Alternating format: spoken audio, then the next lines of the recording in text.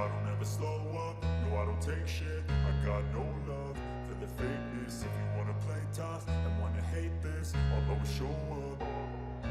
I don't ever slow up, no I don't take shit. I got no love for the fakeness. If you wanna play tough and wanna hate this, I'll always show up and make a statement. I don't ever slow up, no I don't take shit. I got no love for the fakeness. If you wanna play tough and wanna hate this, I'll always show up and make a statement. Everything.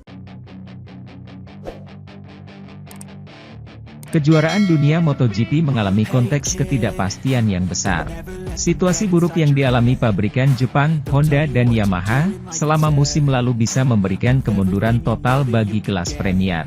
Beberapa hari yang lalu Dorna membuka kemungkinan membantu kedua merek dengan konsesi agar tidak tergoda untuk meninggalkan Piala Dunia. Reaksi pabrikan lain, seperti Ducati, bukanlah yang paling positif. Dan di dalam semua situasi rumit ini, ada Marc Marquez.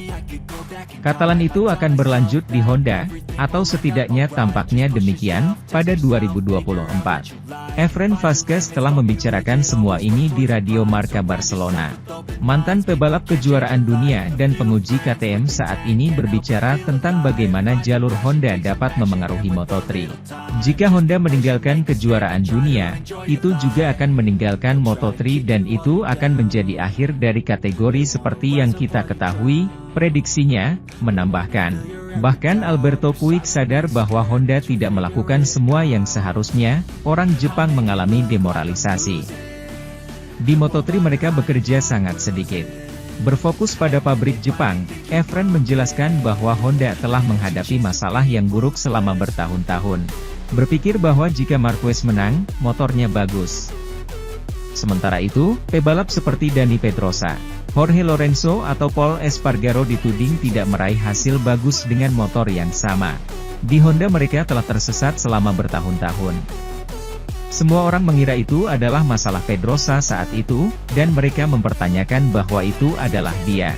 Hal yang sama terjadi dengan Jorge Lorenzo, Alex Marquez, Pol Espargaro dan sekarang dengan Joan Mir, katanya. Saya pikir Honda dari tahun lalu bersalah atas ego, bahwa motor kami bagus dan pembalap lain tidak memenuhi tugas motor kami karena Marc Marquez menang, kata Vazquez. Dan dinamika negatif Honda telah terjadi selama bertahun-tahun, tetapi sampai Marc tidak berhenti menang karena cedera, mereka tidak menyelidiki masalahnya.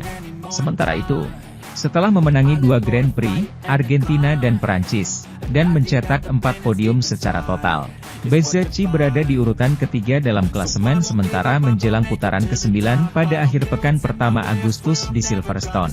Ia hanya terpaut 1 poin dari Jorge Martin, Pramac, dan 36 poin dari pemimpin klasemen Pecco Bagnaia. Lompatan dalam kualitas tersebut telah menempatkannya dalam sorotan pasar, dengan tujuan hingga 2024 sekaligus memperbesar situasi manajemen yang kompleks untuk VR46. Dalam sebagian besar negosiasi, perwakilan pembalap berusaha untuk mendapatkan kesepakatan terbaik untuk klien mereka, baik secara finansial maupun dalam hal olahraga. Hal ini menimbulkan tarik-menarik dengan para eksekutif tim, yang jelas juga memperhatikan kepentingan mereka sendiri. Namun, apa yang terjadi jika kedua belah pihak memiliki kepentingan yang sama? Solusi yang diperkenalkan oleh VR46 pada awal tahun ini, adalah dengan membagi bagian operasional dari strukturnya menjadi 2 badan yang berbeda, tim dan akademi. Di atas kertas, formula ini masuk akal, meskipun tidak sepenuhnya menyelesaikan masalah yang terlihat jelas dalam kasus Bezzecchi dan masa depan jangka pendeknya. Namun, dalam pendekatan yang diambil oleh kedua divisi, jelas bahwa prioritas pertama adalah kesejahteraan pembalap dalam semua dimensinya. Di atas preferensi yang mungkin dimiliki oleh tim yang didukung oleh Mooni dan akademi. Dalam kondisi normal, evolusi alamiah bagi seorang pembalap yang telah membuat langkah maju seperti yang dilakukan Bezzecchi tahun ini akan membuat agennya mengupayakan tempat untuknya di Pramac Racing. Tim pimpinan Paolo Campinotti ini bertindak sebagai tim pabrikan kedua bagi Ducati dan mendapat lebih banyak dukungan dari pabrikan Borgo Panigale. Namun, kemungkinan itu bukanlah prioritas menurut Uccio Salucci, bos Mooni VR46.